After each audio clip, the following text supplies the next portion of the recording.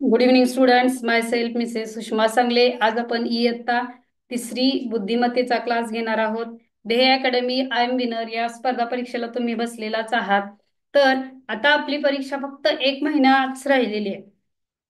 तर तुम्हाला सांगण्याचा उद्देश काय, तर या 1 महिन्यामध्ये तुम्हाला अतिशय जास्त प्रयत्न करून तुम्हाला हे परीक्षा अतिशय चांगल्या मार्काने काय करायची आहे, अतिशय चांगल्या मार्काने पास व्हायचे.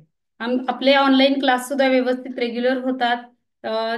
ज्या पद्धतीने काही मुलांना online class, live online class attend करायला प्रॉब्लेम होत होता, त्यामुळे आपण त्याची लिंक करून पाठवतोय. प्रत्येक आपल्या जे जे आपले महत्त्वाचे घटक आहेत त्यांची लिंक सुद्धा आम्ही तुमच्यापर्यंत पोहोचवत आहोत. त्याद्वारे तुम्ही कधीही आपला लाईव्ह क्लास बघू शकता. त्याच्यानंतर आता जी परीक्षा उरलेली आहे, आपल्या ऑनलाईन टेस्ट सुद्धा होतात, ऑनलाईन मार्गदर्शन सुद्धा होतं. त्या सगळ्याच्या आधारे तुम्ही काय करायचं, व्यवस्थित पेपर हा सोडवायचा आणि अभ्यास करायचा. आता जो घटक आहे इयत्ता तिसरी बुद्धिमत्तेचा, तर्कसंगती व अनुमान, याच्यामध्ये आपल्याला काय करतात, वेगवेगळ्या आकृत्यांवर आधारित प्रश्न विचारतात. आणि उदाहरणार्थ चौरसाचे समान 4 भाग केलेले असतात. त्याच्यात विशिष्ट नक्षी काढलेली असते. चौथा भाग रिकामा असतो. त्या रिकाम्या भागासाठी नक्षी तयार करून निवडायची असते, किंवा वेगवेगळं काही पण असू दे, तयार केलेले असतात. किंवा एका चौकोनात वर्तुळांची संख्या किती किंवा त्रिकोणांची संख्या किती हे आपण ओळखायचं असतं. आलं लक्षात? तर अशा पद्धतीने आपला हा तर्क व अनुमान आजचा आपला इयत्ता तिसरीचा घटक आहे. बघा, आता पहिली आकृती देणार आहे ती रेषाखंडाची देणार आहे. की तुम्हाला रेषाखंड हा जो दिसतो बघा, आता ह्याचे समान मी भाग करणार आहे. बघा, 1 2 3 4 5 आणि 6 असे याचे काय केलेले आहेत, मी हे भाग केलेले आहेत. तर दिलेल्या संख्यांमध्ये, दिलेल्या आकृतीमध्ये रेषाखंडांची एकूण संख्या किती, प्रश्न काय विचारलेला आहे, रेषाखंडांची एकूण संख्या किती आहे.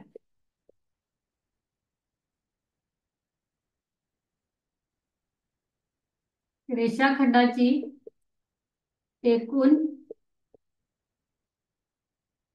संख्या किती. रेषाखंडाची एकूण संख्या किती सांगायचं आहे.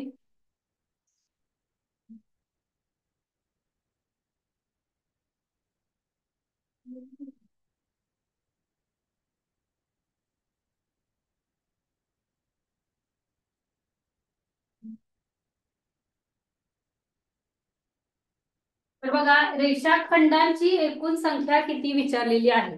तर आता हा जर बघितला तर हा इथून हा किरण होतो.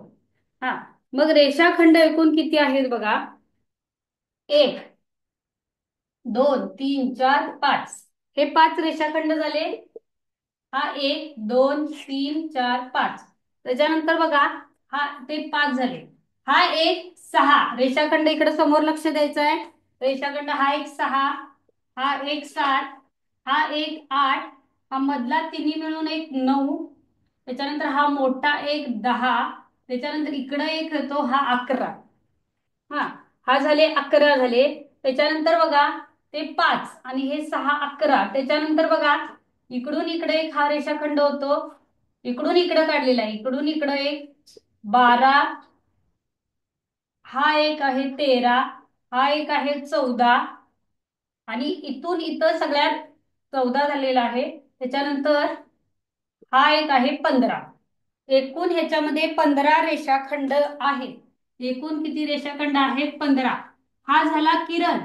मग रेषाखंड म्हणजे हा रेषाखंड असतो, इथून इथपर्यंत हा रेषाखंड असतो.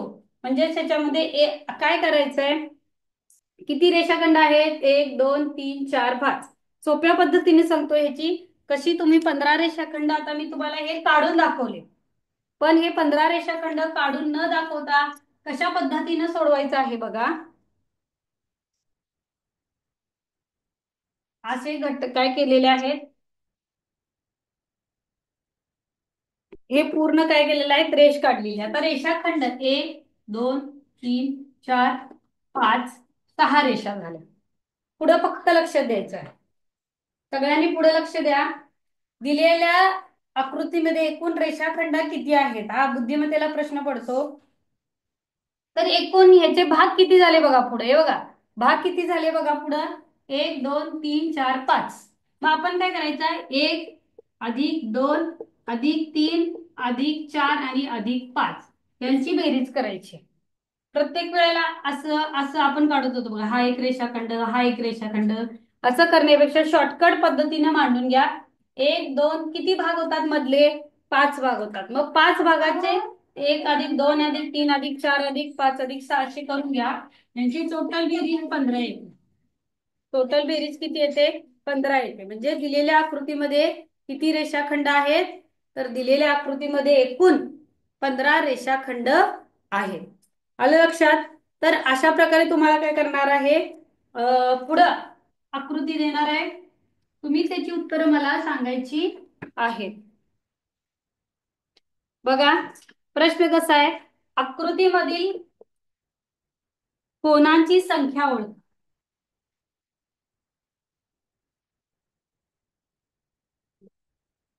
प्रश्न इथं तुम्ही कोणांची संख्या काढायची आहे. आता हे जे प्रश्न आहेत फळ्यावरचे तुमच्यासाठी आहेत. कोणांची संख्या काढा.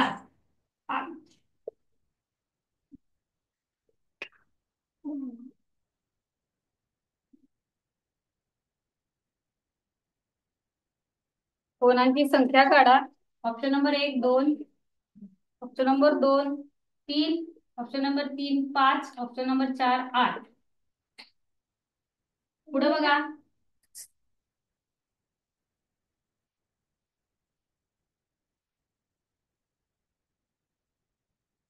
या आकृतीमधील गोलांची संख्या ओळखायची.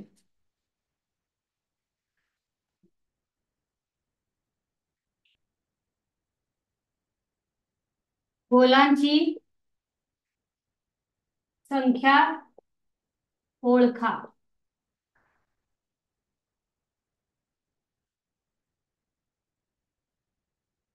9 7 8 4.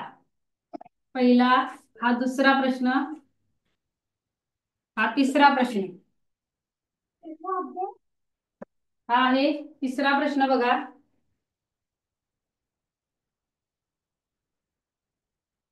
ह्याच्यामध्ये प्रश्न सोडवायला चालू करा. त्रिकोणांची संख्या ओळखा.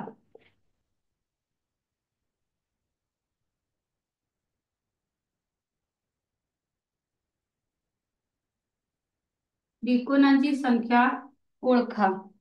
2 6 5 3 2 6 5 3. अशा प्रकारे काय आहे, इथं 3 प्रश्न दिलेले आहेत. तिन्ही प्रश्नांची उत्तर तुम्ही लिहायची आहेत.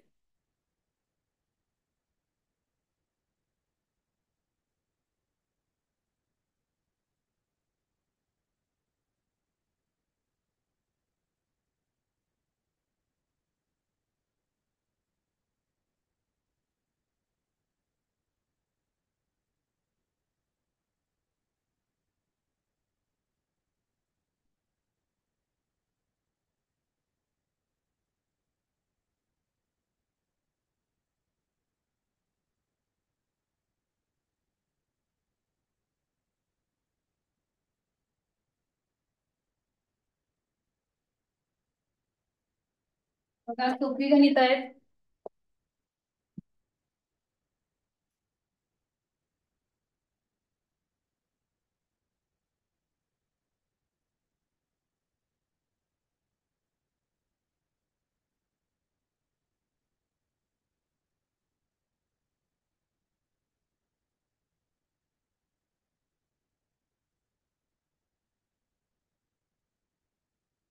लक्ष देऊन उत्तर काढायचे आहेत.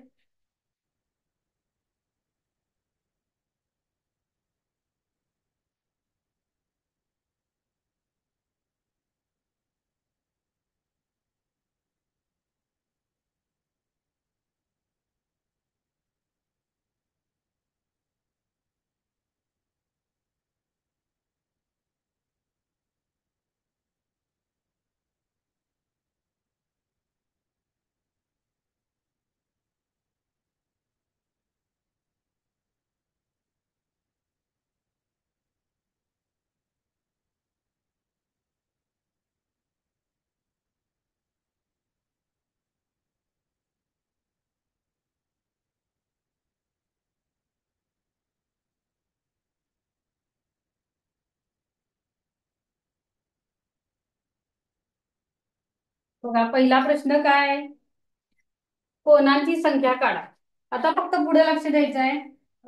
कोण सोडवत असेल तर थांबा. कोणांची संख्या बघा. आता हा कोण, हा एक कोण आहे, हा याला कोण म्हणतात लक्षात ठेवा. इंग्लिश मध्ये आपण त्याला अँगल म्हणतो. कोणांची संख्या काढताना काय करायचं? एक दोन, हा एक कोण झाला, हा एक कोण झाला. किती कोण झाले? दोन कोण झाले. हा, पुढं हा मोठा एक तिसरा कोण झाला. मोठा एक तिसरा कोण झाला. म्हणजे ह्याच्यामध्ये एकूण कोण किती आहेत? तीन. तीनच कोण आहेत बघा. हा एक दोन आणि मोठा एक तीन. ऑप्शन नंबर दोन ह्याच्यामध्ये बरोबर आहे. पुढे बघा गोलांची संख्या ओळखा. किती गोल आहेत बघा. हे बघा एक दोन, कान दोन, दोन डोळे, एक नाक. बघा एक दोन तीन चार पाच सहा सात आणि मोठा एक आठ. एकूण किती झालेली आहे गोलांची संख्या? आठ झालेली आहे. ऑप्शन नंबर तीन हा बरोबर आहे. दिलेल्या आकृतीमध्ये त्रिकोणांची संख्या कशी काढायची बघा. एक दोन आणि तीन, हे तीन त्रिकोण झाले. बघा हा एक चार त्रिकोण, हा त्यानंतर हा एक पाचवा त्रिकोण आणि हा मोठा एक सहावा त्रिकोण. एकदम व्यवस्थित प्रश्न सोडवायचे. महिना फक्त राहिलेला आहे, त्यामुळे गडबड गोंधळ कुठलाही करायचा नाही. बघा हे भाग केलेले तीन त्रिकोण झाले. एक दोन आणि हा तीन. त्यानंतर ह्या दोन्हीचा मिळून एक चार, या दोन्हीचा मिळून एक पाच आणि मोठा एक सहा त्रिकोण झालेले आहे. आता त्याच्या पुढचा प्रश्न बघा, तो पण खूप महत्वाचा आहे.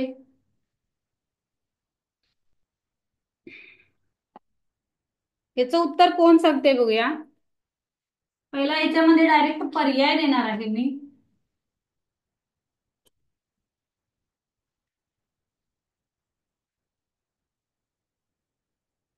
तिसरा पर्याय,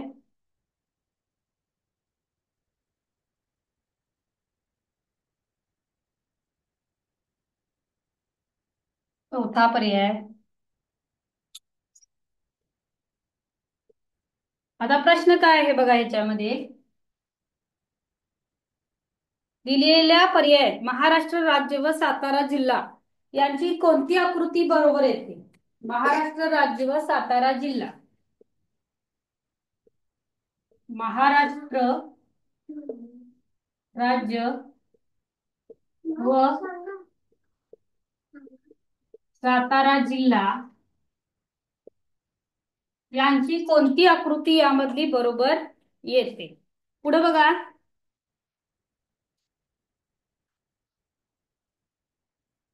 मग पाठीमागे झाला त्याच्यापैकी अजून एक प्रश्न.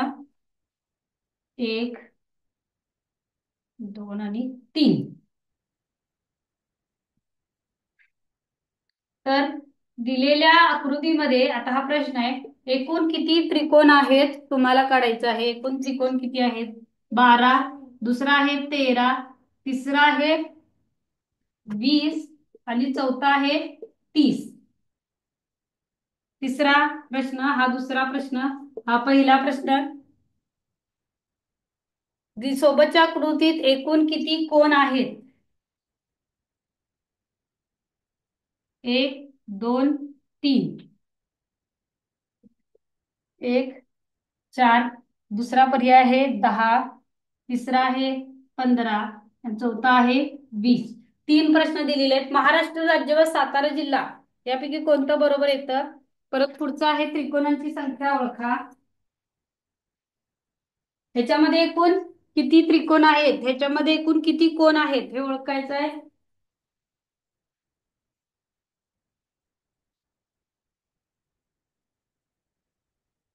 तोंडी सोडू नका, वहीवर काढून घेतला तरी चालतंय.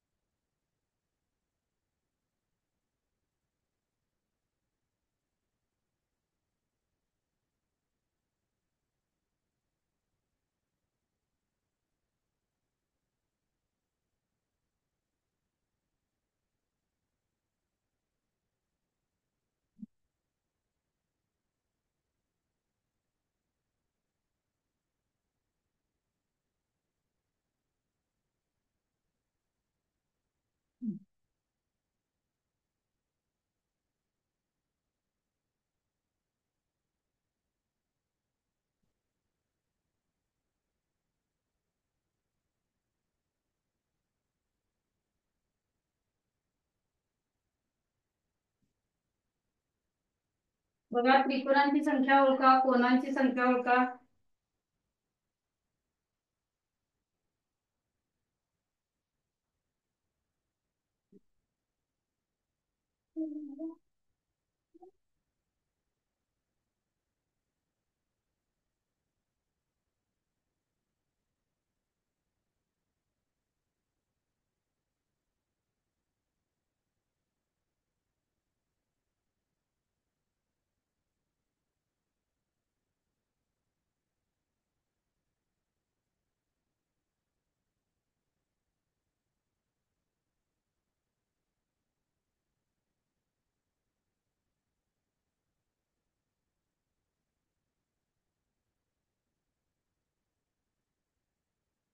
बघा, आता ह्याच्यामध्ये काय प्रश्न विचारलेला आहे, पुढे बघा. तर महाराष्ट्र राज्य व सातारा जिल्हा. तर महाराष्ट्र हे एक आपलं राज्य आहे मोठं, आणि त्याच्यातला एक छोटा आपला जिल्हा आहे सातारा. हा, मग हे काय आहे? एक सेपरेट गोल दिलाय आणि त्याच्या बाजूला एक गोल दिलेला आहे. म्हणजे महाराष्ट्राच्या बाहेर सातारा आहे काय? नाही, म्हणून हा पर्याय चूक. त्याच्यानंतर इथं दोन्ही समान त्रिकोण दिलेले आहेत. मग समान महाराष्ट्र राज्य आणि सातारा समान आकाराचे आहेत का? नाही, हा पण पर्याय चूक. आता इथं काय दिलेलं आहे? इथं सुद्धा चौकोन देऊन बाहेर काढलेला आहे. महाराष्ट्रातच सातारा जिल्हा आहे. महाराष्ट्राच्या बाहेर आहे का? नाही. सातारा, सांगली, कोल्हापूर असे बरेच आपल्या महाराष्ट्रातले काय कोणकोणते जिल्हे आहेत ते तुम्ही बघून ठेवा. त्यानुसार आपल्याला प्रश्न पडतील. त्याच्यानंतर पुढचा आहे बघा.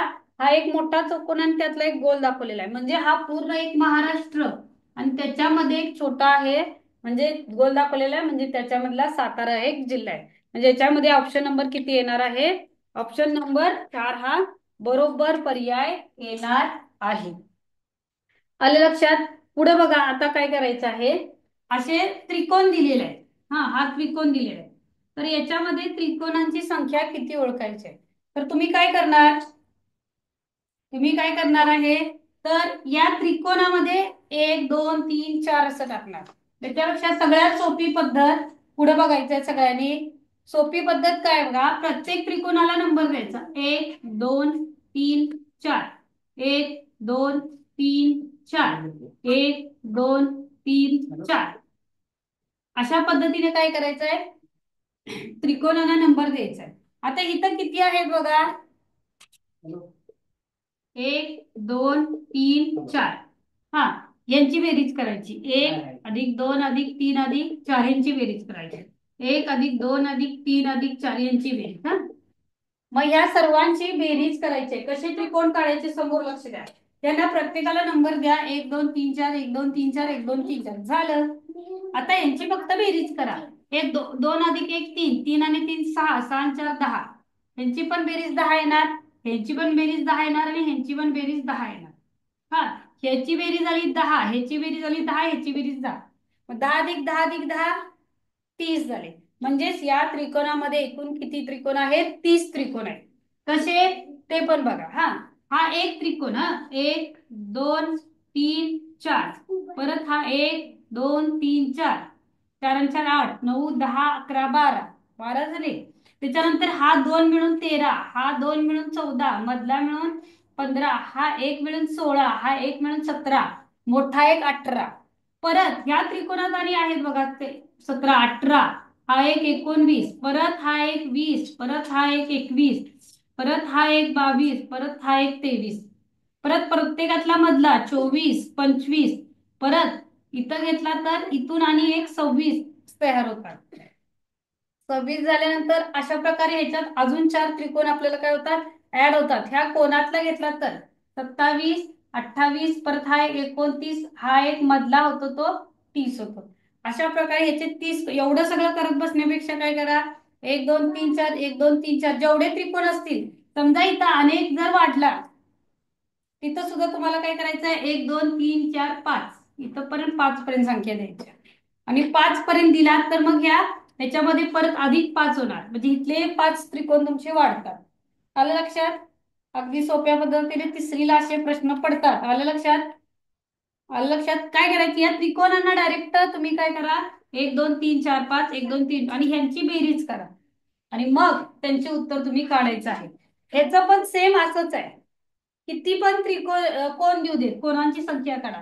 असं ढीग दिलं तरी तुम्हाला काय करायचं बघा, प्रत्येक कोणाला नंबर द्यायचा, 1 2 3 4 दिला. आता एवढ्यांची बेरीज करा.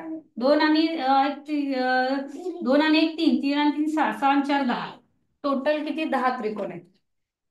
मोजायला वेळ घालवायचा नाही, त्रिकोणांना नंबर द्या आणि यांची बेरीज काढा. समजा इथं अनेक वाढला तर इथं 5 द्यायचे नंबर द्या आणि बेरीज करायची. लक्षात का सांगू, इथला त्रिकोण वाढला, इथला वाढला, इथला वाढला आणि इथला वाढला. एका त्रिकोणामध्ये 5 त्रिकोण परत वाढतात. पाहिजे तर तुम्हाला करून बघूयात. इकडे बघा, हा मोठा 1, हा 2 3 4 5, हा हा एक 7 8, हा एक 9 आणि त्याच्यानंतर हा एक 10. झाले का नाही त्रिकोण. मग अशा प्रकारे हे काय करायचं आहे, पुढचं पुढचं तुम्ही करायचं आहे. तर तर्कसंगती व अनुमान आज आपण घेतलेला आहे. त्याच्यामध्ये जेवढे घटक अवघड होते तेवढ्या अवघड घटकांचं मी तुम्हाला इथं काय केलेलं आहे, सोडवून दिलेलं आहे. आता तुम्ही काय करायचंय, राहिलेले जे घटक आहेत त्याच्यामध्ये तुम्ही काय करायचंय, सोडवायचं आहे. राहिलेल्या घटकामध्ये तुम्ही काय करायचंय, सोडवायचं आहे. घटक सोडवायचे आहे. आलं लक्षात सगळ्यांच्या. तर याच्यामध्ये पुढचं आहे प्रतिबिंब. पुढचा घटक आहे प्रतिबिंब.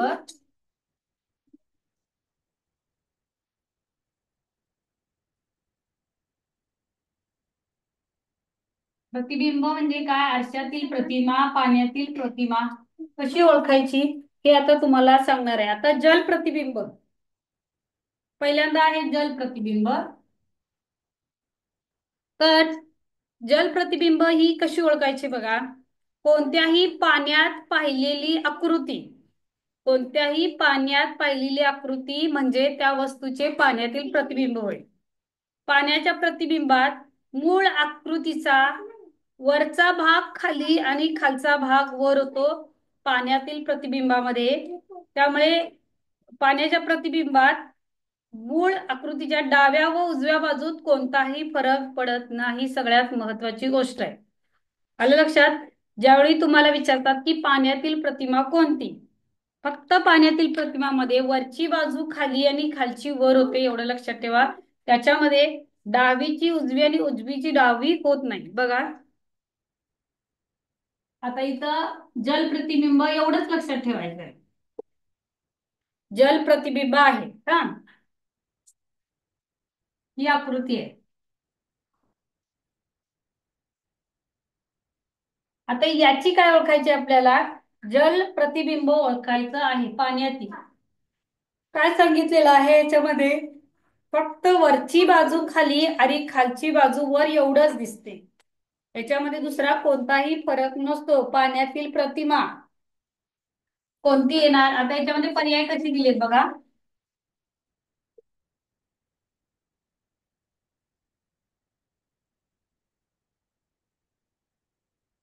दुसरा पर्याय,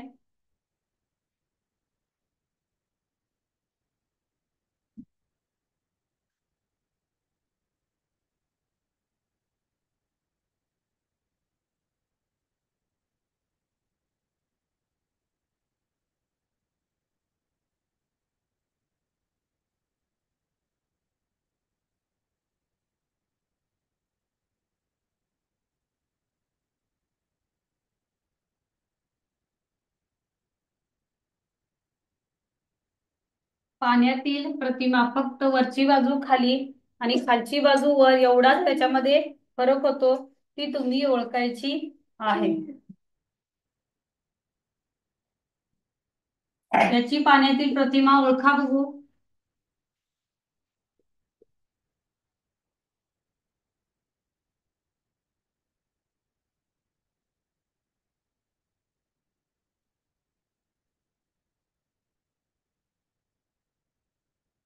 विविध आकृती आपल्या पुस्तकामध्ये दिलेल्या आहेत.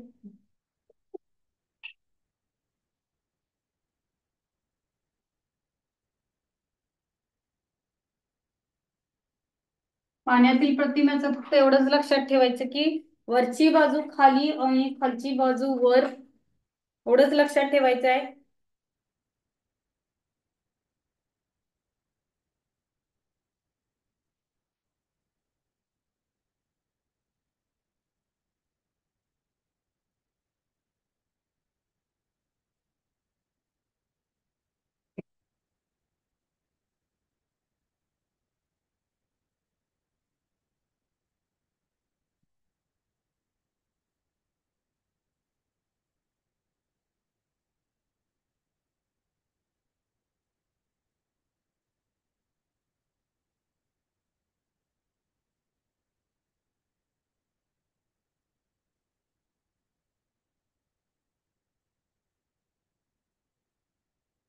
बघा, पाण्यातील प्रतिमा कशी ओळखायची मी तुम्हाला सांगितलेलं होतं. पाण्यातील प्रतिमा ओळखताना वरचा भाग खाली आणि खालचा भाग वर एवढंच आहे. आता म्हणजेच काय, आता ही बाजू इकडे आहे, म्हणजे ही बाजू कशी होणार, ही बाजू कशी होणार आहे, तशी काय होणार आहे, पाण्यात दिसणार आहे. म्हणजे ऑप्शन नंबर 3 बरोबर आहे. ह्याचा ऑप्शन नंबर काय येणार आहे, वरची खाली आणि खालची बाजू वर, म्हणजे ऑप्शन नंबर 2.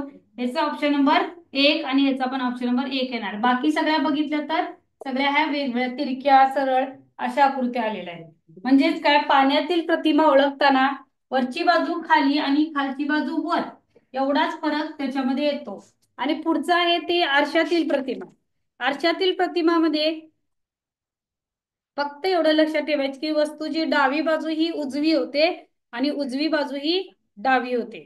आलं लक्षात? डावी बाजू, प्रतिमेची डावी बाजू ही नेहमीच उजवीकडे आणि उजवी बाजू नेहमीच डावीकडे होते. म्हणजे प्रतिमेचा अक्ष हा पूर्व पश्चिम असा होतो. अक्ष कसं होतो, पूर्व पश्चिम असा होतो. आता लक्षात ठेवा, डावी बाजू उजवी आणि उजवी बाजू डावी होते. आता याच्यामध्ये बघा, आता पाण्यातील प्रतिबिंब, सॉरी आरशातील प्रतिबिंब आहे, इकडे आरसा आहे. त्याची कोणती आकृती साईडला येणार तुम्ही ओळखायचं. उजवी बाजू डावी होते आणि डावी बाजू उजवी होते आरशामध्ये.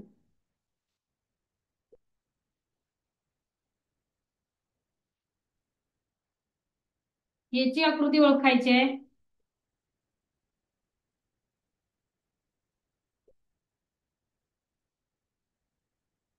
तर आरशातील प्रतिमा आपल्याला ओळखायची आहे.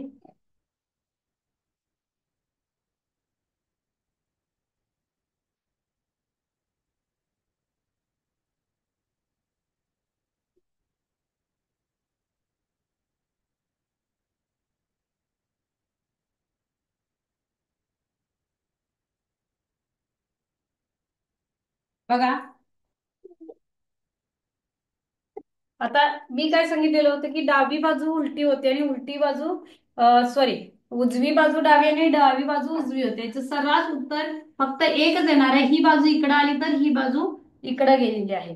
तेवढंच त्याचं बघा, अशा पद्धतीनं फक्त तुम्ही लक्षात ठेवा. डावीची बाजू उजवी होते आणि उजवीची बाजू डावी होते. हा इकडे आलेला आहे फोल्ड केलेला आणि हा इकडे गेलेला आहे. आता के या साईडला आहे म्हटलं, के तुमचा या साईडला येणार आहे. के या साईडला आहे तर के या साईडला येणार आहे. झेड आता इकडून इकडं असा झेड येणार आहे. डावीची बाजू उजवी आणि उजवीची बाजू डावी ही अशा पद्धतीने काय होणार आहे आपल्याला दिसणार आहे. म्हणून आपण काय करायचं, आरशातील प्रतिमा असली की डावी बाजूची उजवी होते, उजवीची डावी होते. पाण्यातील प्रतिमा असली तर वरची बाजू खाली आणि खालची बाजू वर होते. आलं लक्षात? आपण इथंच थांबूया. आज आपण आरशातील प्रतिमा व पाण्यातील प्रतिबिंब हे घटक आज इयत्ता 3री साठी आपण बुद्धिमत्तेच्या क्लासला घेतलेले आहोत. हे घटक सगळे सोपे आहेत, आरशातील व पाण्यातील प्रतिमा. ते तुम्ही घरी काय करायचे, आकृती काढून ते घटक घरच्या घरी सोडवायचे आहेत. आलं लक्षात? म्हणजे बुद्धिमत्तेला जेवढं तुम्ही आकृत्यांचं प्रॅक्टिस कराल तेवढं तुम्हाला काय होणार आहे, छान पद्धतीने प्रश्न सोडवता येणार आहे. इथंच थांबूया आपण. थँक्यू.